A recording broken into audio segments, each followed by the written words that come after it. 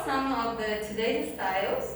So first we have the tomboy style, which is basically not wanting to be dressed like a woman. So they prefer more baggy clothes with darker colors to create a more boyish look. Now the vintage style. So the vintage style imitates any style from the previous era. For example, clothes made in the 1990s and before are considered vintage, but clothes made in the 1920s and earlier are considered antique. And the vintage style can be also called retro style. Next we have the art style. So clothes that an arty person wears show their artistic theme. They prefer something more unique than common, and they even create their own accessories and clothes.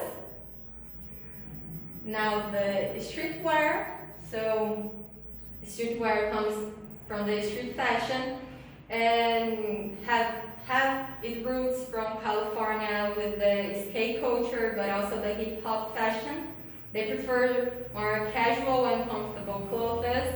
For example, t-shirts, hoodies, sneakers, jeans, and they also wear vibrant colors like here in the photo.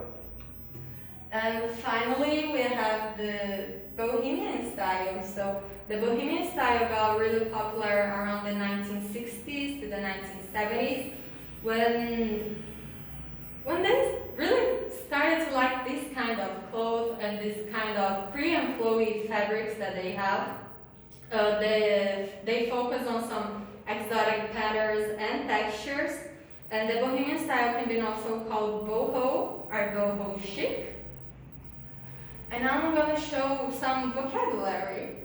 First, from a shirt. So here we have the collar, the shoulder, the pocket, the placket, the sleeve, the button, the cuff, and the bottom hem. For the ones that didn't understand what hem is, so here is the hem.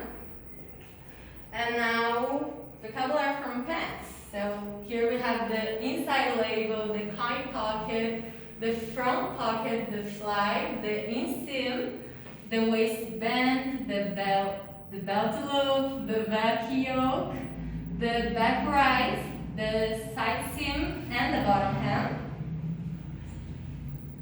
And now I'm going to talk and show some tips. So first tip, we have stripes. So if you want to look taller, a good option for you is to wear stripes because stripes make the illusion that makes you taller. Next tip is customize your clothes. So you can paint, do the tie-dye, which became a trend lately, embroidery, cut, add some accessories, whatever you want. But a tip for this tip is to try on something old first, because sometimes we don't get the result that we want. So try on something old. Next tip is suits. So I chose suits as a tip because it's one of my favorite things in fashion. I think they go really well in a formal situation, but also in a casual situation. Just depends on the way that you're wearing it and the situation that you're into. And this is basically why I chose as a tip. And the final tip, I don't know if you all can see, but I'm using some accessories. So the final tip is to add some accessories to your outfit. So put some necklace, some rings, some bracelet, maybe a hat accessory, sunglasses, whatever you have, and it's make a simple look more vivid. And now my favorite designers. So first, who is this woman? For the ones that don't know who is this woman is Coco Chanel. She created the brand known as Chanel, and she's behind many of pieces that we may have in our wardrobe. For example, the Brenton top, the two-tone flats, and the LBD or the little black dress. Now, who are these men? So this one is Stefano Gabbana, and this one is Domenico Duce, and together they created Duce & Gabbana. And my favorite thing about their fashion is the colors, the patterns, the jewelry, the accessories. I think everything is really cool in my opinion.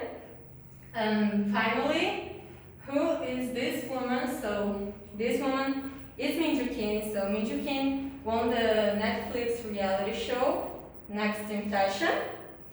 And I watched the show, and during the whole process, I saw her creations, and I really started liking the way that she created clothes and the reason behind it. And I just been liking a lot. And now I'm going to talk about why I chose this as my topic for the presentation. So I think that 2 years ago, I really started liking fashion, but it's kind of expensive to buy everything that you want. So I've been following more brands and more designers. And this year, while we were in the quarantine, my mom bought me a sewing machine. And my aunt taught me how to make a mask, and then my grandma taught me how to make the pants that I'm wearing today. I didn't do it alone, she helped me, but it was really good seeing it. It was like, I had butterflies because I was really excited.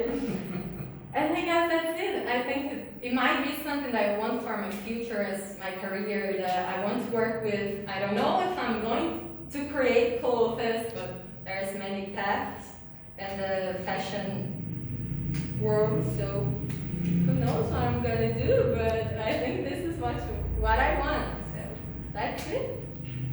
That's the final.